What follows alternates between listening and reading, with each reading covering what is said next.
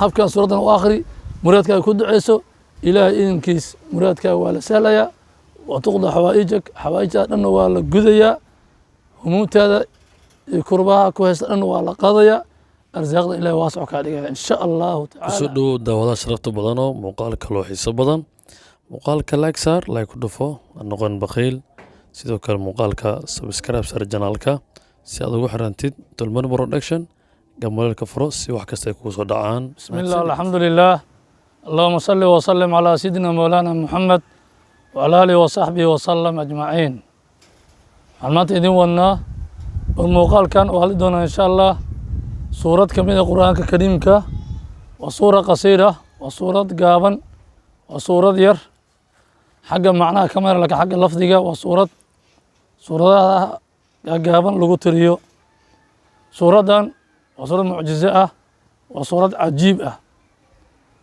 haddii xaalado kugu cuslaadeen oo murugooyin iyo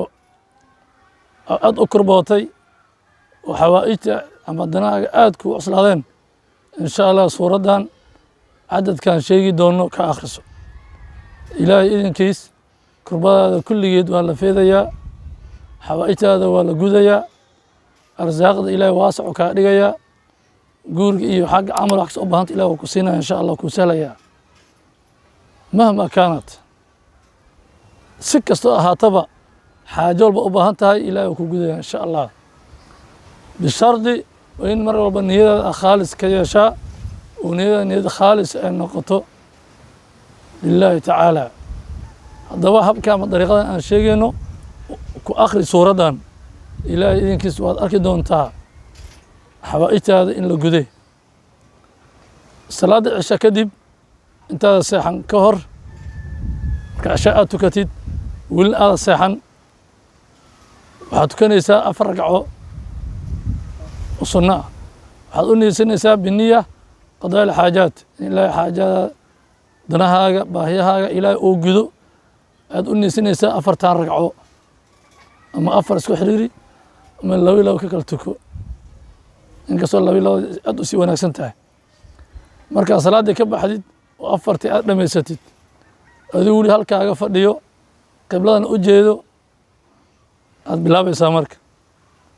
kow waxaa akrinaysaa sala nebiga alayh isalaatu wasalaam sala nebiga akhri allahuma salli wasallim calaa sayidina mawlana muxamed wacala alihi wasaxbi wasalim 9 jeer akrinaysaa allahuma salli wasallim calaa sayidina mawlana muxamed wacala alihi wasaxbi wasalim 99 مرة تستغفر الله استغفرت الليمة أستغفر الله العظيم وأتوب إليه أستغفر الله العظيم وأتوب إليه 9 jeer kadib waxaa u gudgelaysaa suuradda suurad gaaban inta badan suuradaha aan soo gelino aayadaha aan soo gelino dadka waxay isugu jiraan kuwa halkaas gaaray oo garanayo iyo kuwa weli aan gaarin haddaba suuradda maanta aan sheegayno qofkii qur'aanka wax uun ka yaqaano suuraddan wuu garanayaa xataa haddaasu aqoonin haddoo bara karaa sida maanta intuu qorto xifdiyo ayuu ku duceysan karaa suuraddan waa suurat lkowthar ama inaa acdaynaa waa 3 aayadood keliya waa 3 aayadood waa suurad cajiib ah waa suurad bishaaro ah nebiga lagu bishaareynayo calayhi salaatu wasalaam aduna bishaaray kuu noqonaysaa cadadkan sheegayna ka akhrisid habkan aad u akhrisid ilaa idinkiis dhammaan muraadaha bishaaraadka helisaa acuudu billahi min ashaydaani arajiim bismi illaahi araxmaani araxiim inaa acdaynaaka alkowthar fasalli lirabbika wanxar ina shaani'aka huwa alabtar waa suuraddaas suurad cajiib ah 33 mara 33 jeer ka akhri 33 jeer ka akhri suuraddan suurat alkowthar kadib duceyso ilaa idinkiis ilaa sida looga bartay muraadahaaga ilaah wuu sahlayaa umuurahaaga ilaahay wuu sakhirayaa wuu fudeynayaa culeyska ku haysto ilaahay fudeeda kugu bedelayaa meel walba ka korbaysata ogowna marka uu leeyahy muraadkaada marka la leeyahay noocoo doon ha ahaado muraadkaa adiga ilaah sila og keliya laakiin muraadkaa muslim dhibkiisa ahaan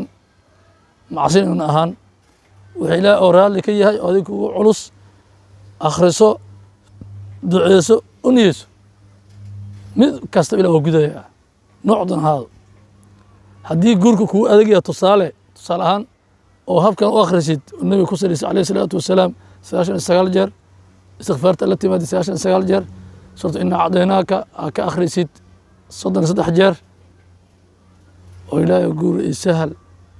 xaas barakaysan hadaa nintaana ku duceysatid hadaa haweenintaan ilaa nin barakaysan ilaa og aduu hadhihi mid kale waa kaa digayaaho ilaahayow xaaskaas naagtaasa rabaa ama ilaahayow ninkaasa rabaa iska ilaali allah waxaad leedahay ilaahayow hadduu khayr iya meesha khayr ku jiro ilaah og adama ogid hadii gabadha ilaah aaweydiisay dhahda ilaahayow isahal ilaaba ilaahay haweenaas isahal aa dhahday oo ilaahay kuu sahlo kadibna ku dhibta kawar marka ama waxaan dhahday ninkaas isahal aa dhahday ilaah kuu sahlay kii ku dilaayo noqdaba ama ku dhiba ama ku canaadada ku gumisalaayo noqday maxaa marka aday ku faa'iidaa mar walba ilaahay arrinka u dhiib ilaah khiyaar geli ilaah saa og meesha khayr kuu jira adiga waxaa laga yaabaa ninka aad rabtid adiga inaad gursatid inuu nin xun yahaba ku wanaagsaneenba oo ilaah markaas kuu sahlo ninkii kii fiicnaayo ilaahay hadduu khayr ii yahay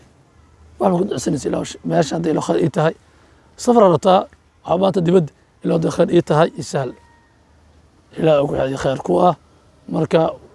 marka waa guurkii awlaadda saas oo kale shaqadii waa sidaas oo kale caafimaadkii waa saas oo kale ilaahay caafimaad ii sahal ilaahay caafi allahuma ashfi ilaahay caafi ilaahay xanuunka iga qaad halaada marka muraadka hal nooc keliya nooc doon ha ahaado habkan suuraddan u akhri muraadkaaga ku duceyso ilaahay idinkiis muraadkaaga waa la sahlayaa wa tuqda xawaa'ijtaada dhanna waa la gudayaa humuumtaada iyo kurbaha ku haysta dhanna waa la qaadayaa arsaaqda ilahay waasaco kaa dhigaya in sha allahu tacaala biidni illahi baari wabillahi tawfiiq asalaamu allah calaykum waraxmatu tacaala wabarakaatu